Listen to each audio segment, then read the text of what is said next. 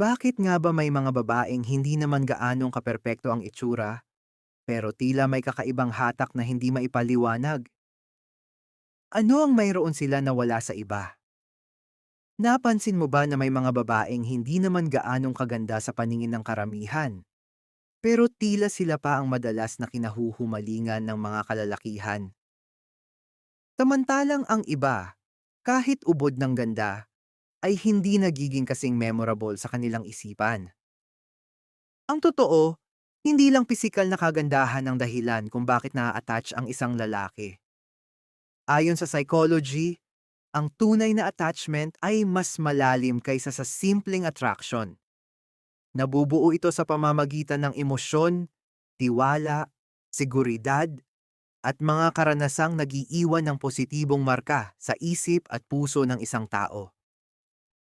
Kapag may isang babaeng nakakapagbigay ng kakaibang pakiramdam, pakiramdam na naiintindihan siya at nire-respeto, at komportable siyang maging totoo sa kanyang sarili, mas malaki ang posibilidad na mabuo ang isang malalim na emosyonal na koneksyon.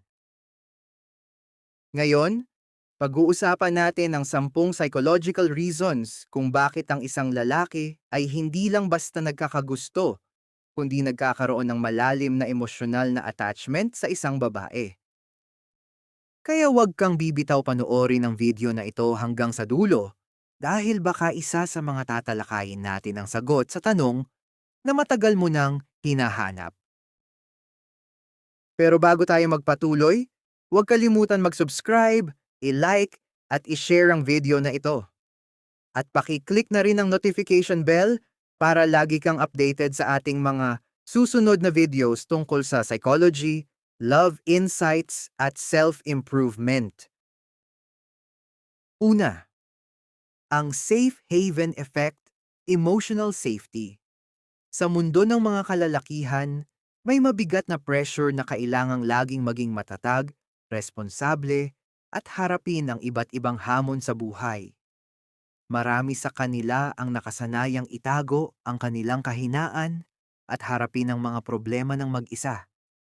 Natututo silang maging matapang kahit marami silang kinakaharap na mga pagsubok sa buhay. Pero nagbabago ang lahat kapag nakatagpo sila ng isang babae na nagbibigay sa kanila ng kapanatagan, suporta, at tiwala.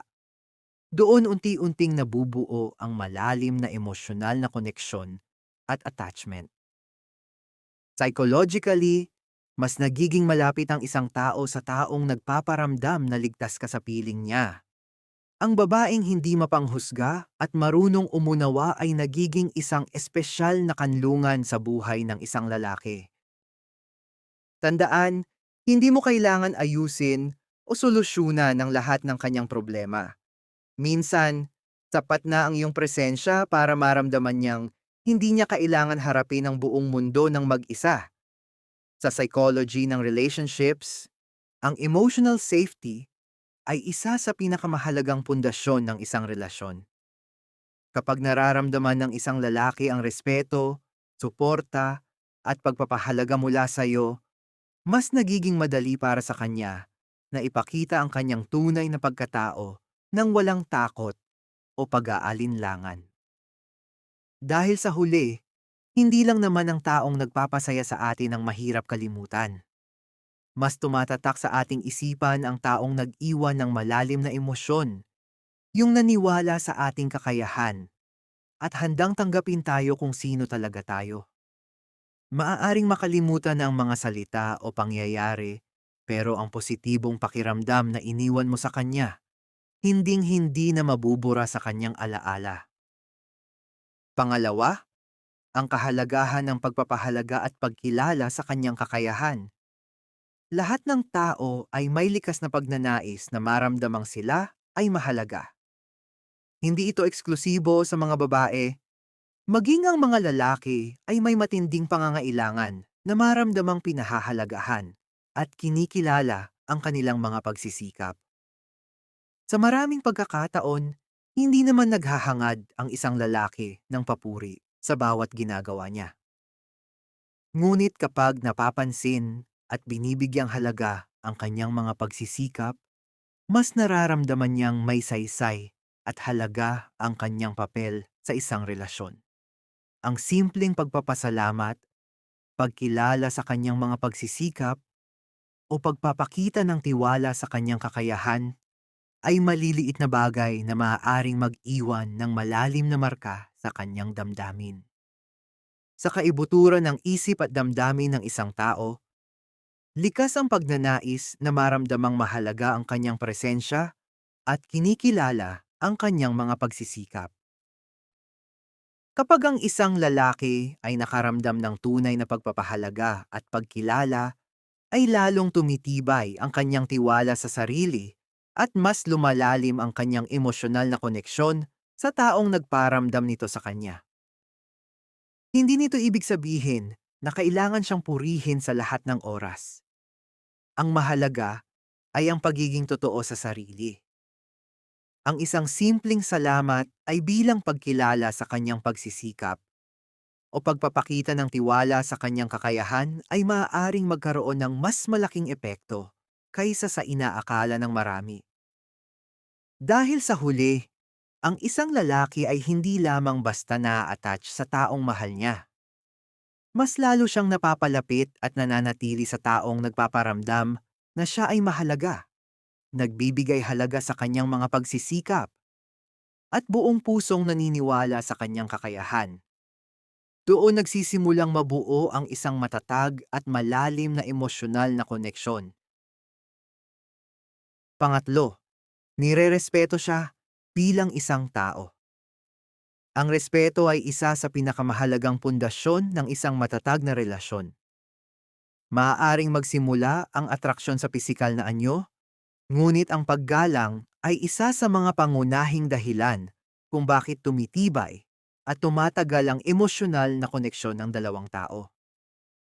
Ang isang lalaki ay mas madaling mapalapit at ma-attach sa isang babae kapag nararamdaman niyang pinapahalagahan nito ang kanyang opinyon, sinusuportahan ang kanyang mga pangarap, at buong pusong tinatanggap ang kanyang pagkatao.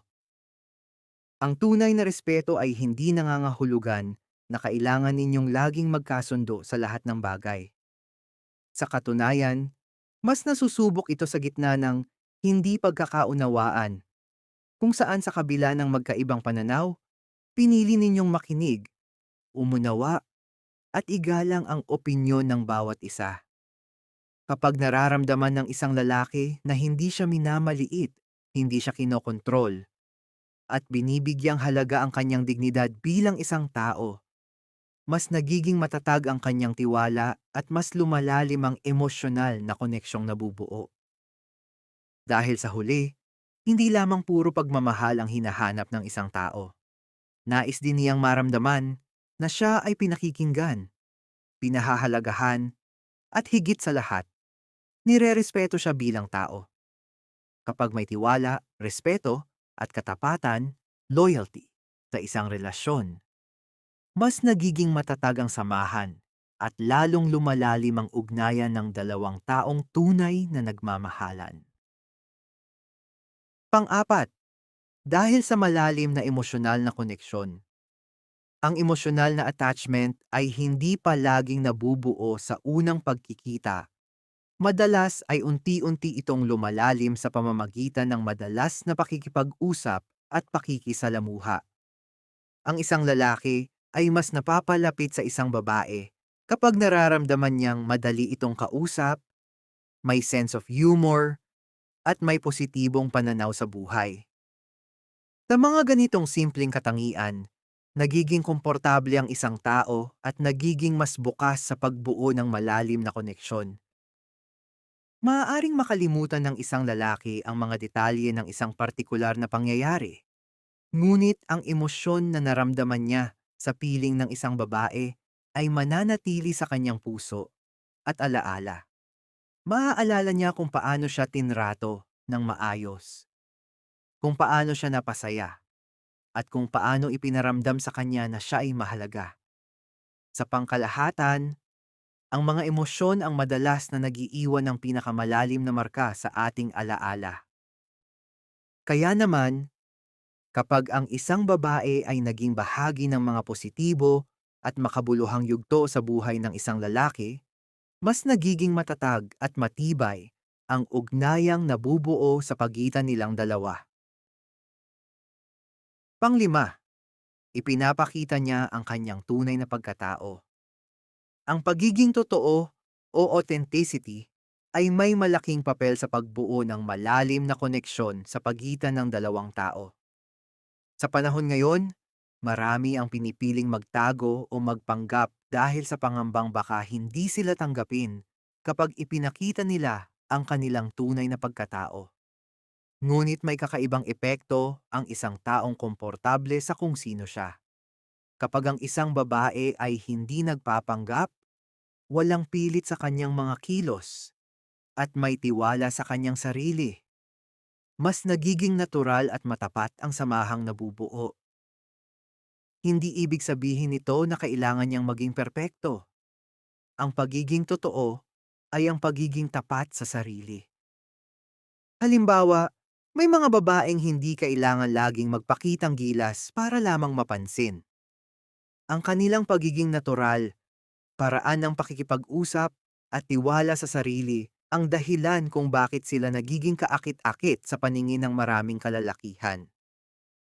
Ayon sa psychology, ang pagpakatotoo ay nakakatulong sa pagbuo ng tiwala. Mas nararamdaman ng isang lalaki na ang kanilang samahan ay tunay at hindi lamang isang palabas. Hindi natin minamahal ang isang tao dahil wala siyang kapintasan. Mas napapalapit tayo sa taong may tapang na ipakita ang kanyang tunay na pagkatao, nang walang takot at walang pagkukunwari. Pang-anim, ipinaramdam niya ang tunay na pagpapahalaga. Isa sa pinakamahalagang emosyonal na pangangailangan ng isang lalaki ay ang maramdaman na may halaga siya sa buhay ng isang tao. Ang emosyonal na attachment ng isang lalaki ay mas lumalalim kapag nararamdaman niya na siya ay binibigyang halaga, nirerespeto, at naa-appreciate ang kanyang mga pagsisikap at sakripisyo. Hindi kailangan ng mamahaling bagay upang maipakita ang ganitong uri ng pagpapahalaga. Ang tunay na pagpapahalaga ay nakikita sa sinseridad, oras, at mga simpleng bagay na may tunay na kahulugan. Minsan, sapat na ang simpleng pasasalamat, pag-appreciate sa kanyang mga sakripisyo, at ang pag-alala sa maliliit na bagay na mahalaga sa kanya upang maramdaman niya na siya ay binibigyang halaga. Dahil ang pagmamahal ay hindi nasusukat sa pera o sa anumang mamahaling bagay. Ang tunay na pagmamahal, respeto, at tiwala ay walang katumbas. Pangpito, tanggap niya ang kanyang totoong pagkatao. Isa sa mga dahilan kung bakit naa-attach ang lalaki sa isang babae ay kapag nararamdaman niyang tanggap siya kung sino talaga siya. Hindi niya kailangan magkunwari, magsuot ng maskara, o itago ang kanyang tunay na nararamdaman para lamang mahalin o tanggapin. Ayon sa psychology, mas lalong lumalalim ang emosyonal na attachment kapag ang isang tao ay nakakatanggap ng unconditional acceptance. Ang pakiramdam na tinatanggap ka ng buong puso sa kabila ng kanyang mga kahinaan, pagkakamali, at imperpeksyon. Kapag alam ng lalaki na hindi agad hinuhusgahan sa tuwing nagkakamali, doon nagiging bukas na ipakita kung sino talaga siya.